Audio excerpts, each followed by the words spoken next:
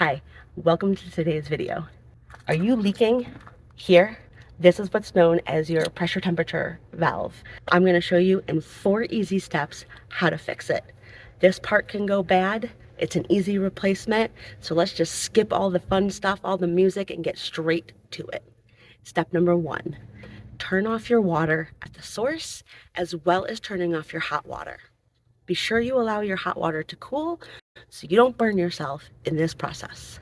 Step number 2, release the pressure water valve by lifting up the lever and allow it to drain. Allow it to drain completely. Step number 3, remove it. It might be tight to remove, so be sure you've got the right utility tool. You might need a pipe wrench or just a long-handled wrench like I'm using here. Once you remove it, take it with you to the store so you can get your new part. You want to make sure that it's the exact same, the same thread, the same size. It shouldn't cost you more than $20. Step number 4, put the new piece back on. Using your same tool, screw it back on.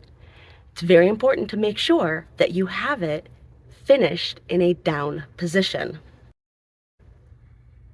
In a down position allows it to drain out should you continue to have the same problem. 4 easy steps to replacing your pressure temperature valve. Thanks for watching. Good luck.